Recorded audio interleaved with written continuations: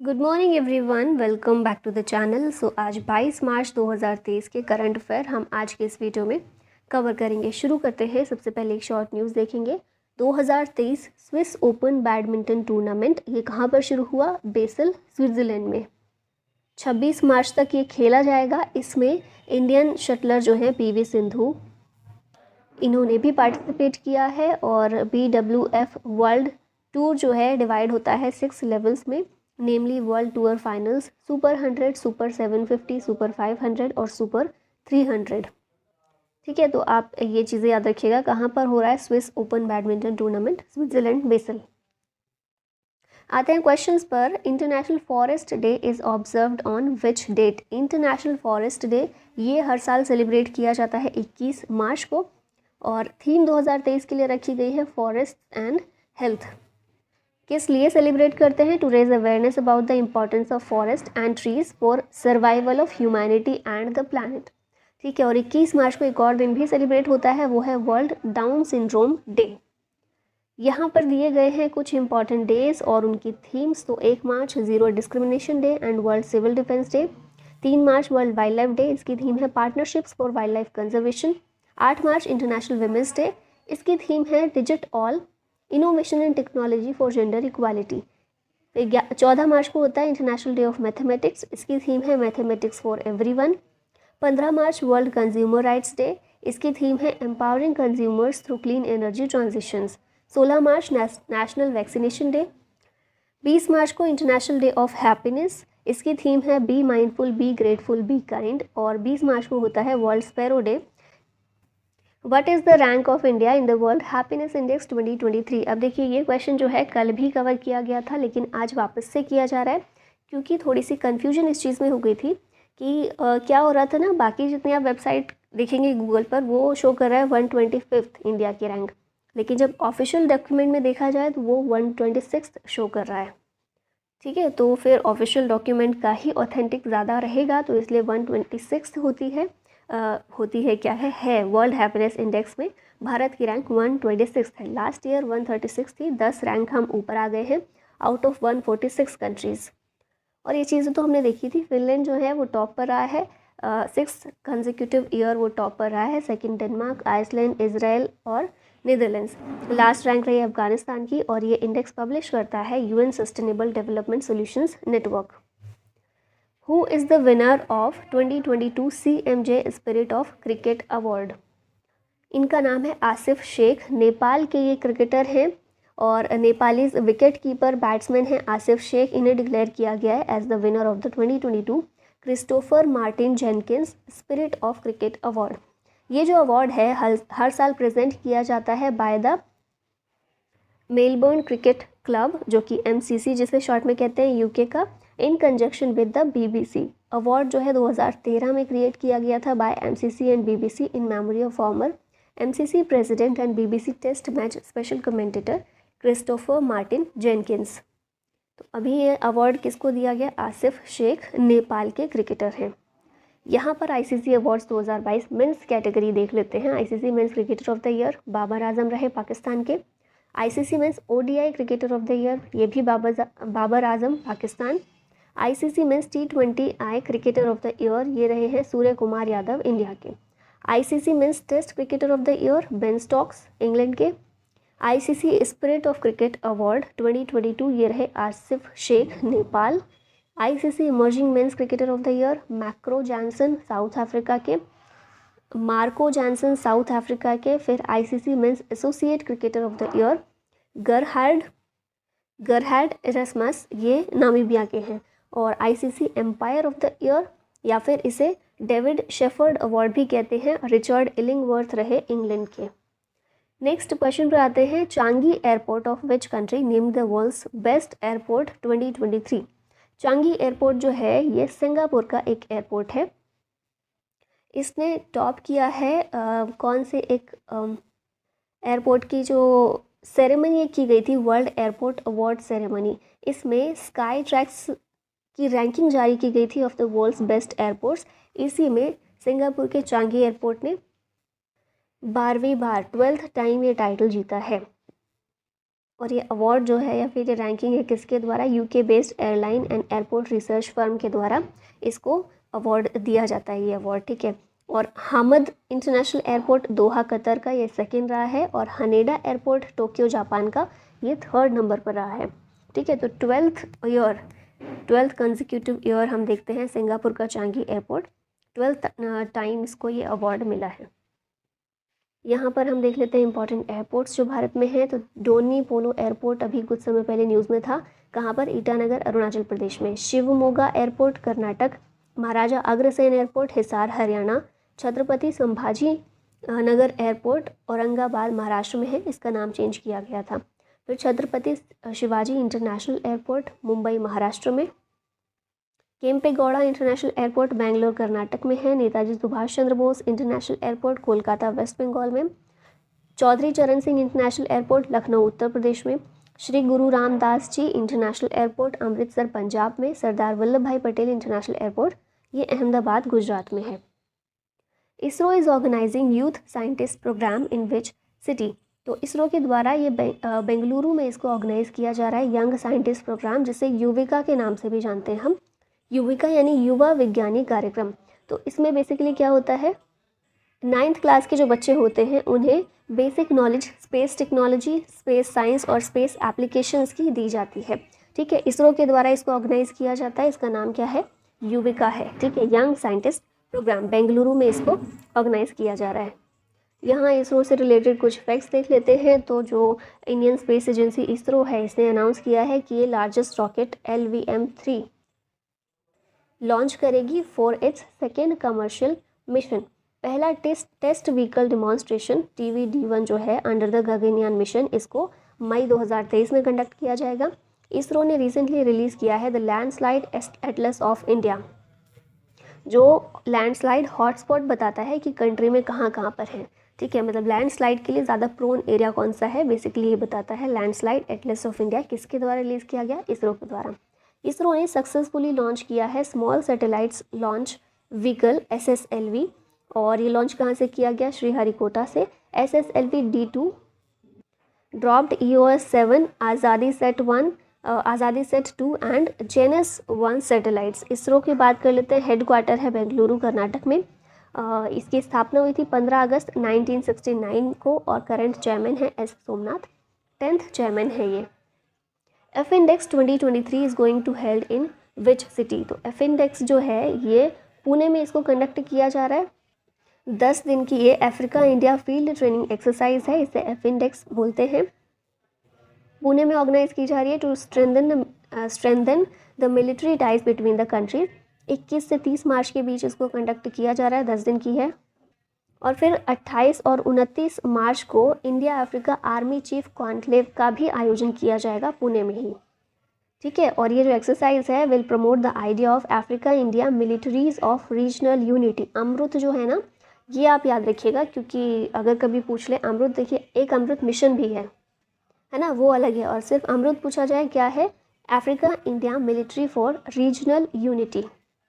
और ये जो एक्सरसाइज हो रही है, थीम रखी गई है इसकी humanitarian mine actions and peace keeping operations.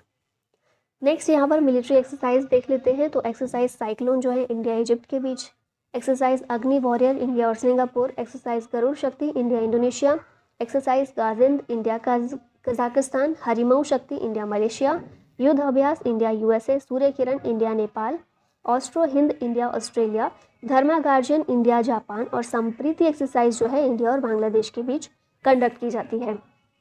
Which ministry has organised the 5th Poshan Pakhwada. ये है ministry of women and child development. तो ऑप्शन नंबर बी यहाँ करेक्ट हो जाता है। इसकी थीम क्या रखी गई है 2023 में, nutrition for all together towards a healthy India. Aim क्या है इसका, पोषण पखवाड़ा का, to raise awareness about the importance of nutrition and promote healthy eating habits through Jan Andolan and जन भागीदारी। तो ये दो की पॉइंट्स है इसके, जन आंदोलन और जन भागीदारी के जरिए। नाम क्या है, पोषण पखवाड़ा। तो पोषण हैबिट को, न्यूट्रिशनल हैबिट को प्रमोट करना। पोषण अभियान की बात करें तो ये लॉन्च किया गया था PM नरेंद्र मोदी के द्वारा ऑन 8 मार्च 2018 to improve nutritional outcomes in a holistic manner. और minister of women and child development कौन है अभी, स्मृति ईरानी है। नेक्स्ट देखते हैं, यहाँ पर दिया गया है मिनिस्टर्स दिए गए हैं कि कौन कौन सी मिनिस्ट्री के लिए वो रिस्पॉन्सिबल हैं। नरेंद्र मोदी के पास ministry of personnel public grievances and pension, department of atomic energy, department of space, all important policy issues and all other portfolios not allocated to any minister. और ये साथ में एमपी हैं लोकसभा के, कंस्टिट्यूएंसी है इनकी वाराणसी उत्तर प्रदेश। तो ये सारे जो जिम्मेदारियां हैं इसका उत्तरदायित्व है नरेंद्र मोदी पर, और ये लोकसभा के हैं, ठीक है हमारे, क्योंकि कई सारे कुछ प्राइम मिनिस्टर ऐसे भी रहे हैं जो लोकसभा के मेंबर नहीं थे, राज्यसभा के थे।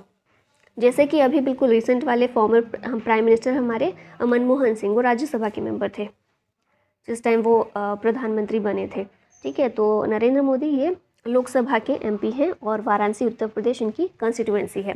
फिर नेक्स्ट राजनाथ सिंह देखें तो ये मिनिस्ट्री ऑफ डिफेंस इनके पास है और ये भी लोकसभा के एमपी हैं, इनकी कंस्टिट्यूएंसी है लखनऊ यूपी। फिर नेक्स्ट है अमित शाह, इनके पास है मिनिस्ट्री ऑफ होम अफेयर्स और मिनिस्ट्री ऑफ कोऑपरेशन मिनिस्ट्री जो है ये रिसेंटली ही फॉर्म की गई थी। ये भी लोकसभा के एमपी हैं और गांधीनगर गुजरात इनकी कंस्टिट्यूएंसी है। निर्मला सीतारमन की बात करें तो मिनिस्ट्री ऑफ फाइनेंस इनके पास है, मिनिस्ट्री ऑफ कॉरपोरेट अफेयर्स भी इन्हीं के पास है, ये राज्यसभा की एमपी हैं, ठीक है। और इनकी कंस्टिट्यूएंसी कौन सी है? कर्नाटक। मनसुख मंडाविया ये minister of health and family welfare, minister of chemicals and fertilisers हैं और ये राज्यसभा से एमपी हैं, इनकी कंस्टिट्यूएंसी है गुजरात। फिर नेक्स्ट है अश्विनी वैष्णव, ये हैं ministry of railways, ministry of communication, ministry of electronics and information technology, ये सारी मिनिस्ट्रीज इनके पास हैं और ये भी राज्यसभा से एमपी हैं, इनकी कंस्टिट्यूएंसी है उड़ीसा। फिर एस जयशंकर की बात करते हैं तो देखिए ये भी राज्यसभा से ही एमपी हैं और भारत की जो फॉरेन पॉलिसी है उसमें झंडे गाड़ने का काम यही कर रहे हैं, मिनिस्टर ऑफ एक्सटर्नल अफेयर्स हैं हमारे और इनकी कंस्टिट्यूएंसी है गुजरात। नेक्स्ट देखते हैं, according to the US department of energy's Lawrence Berkeley national laboratory, India can achieve energy independence by which year. तो US department of energy's Lawrence Berkeley national laboratory, इसने जो है ना एक रिपोर्ट दी है जिसके ज़रिए इसने बताया है कि इंडिया जो है बहुत सही कदम पर चल रहा है। रेलवे के लिए जो भारत ने अपना टारगेट बनाया हुआ है, इंडियन रेलवे ने जो टारगेट बनाया उसमें बहुत सही काम चल रहा है और ऐसे ही काम चलता रहेगा तो इंडिया अपना एनर्जी इंडिपेंडेंस प्राप्त कर लेगा बाय 2047 तक।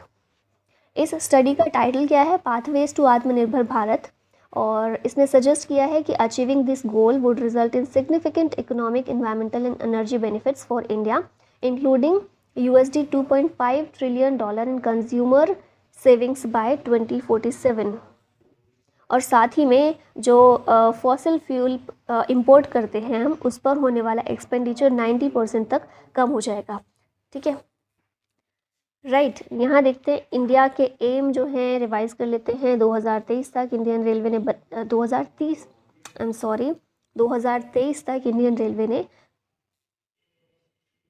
यहाँ पर 2030 ही आएगा, 2030 तक इंडियन रेलवे का गोल है, एम है to become net zero carbon emitter. हाँ, ये यहाँ पर शायद इसलिए हो गया है क्योंकि 2 फेज़ में इंडियन रेलवे करने वाला है। पहला फेज़ 2023 में इसको करना है और फिर दूसरा फेज़ 2030 तक, फाइनल 2030 ही है, ठीक है। फिर 2047 सिकल सेल अनीमिया एलिमिनेट करेगा भारत। 2023 काला आजार को एलिमिनेट करना है।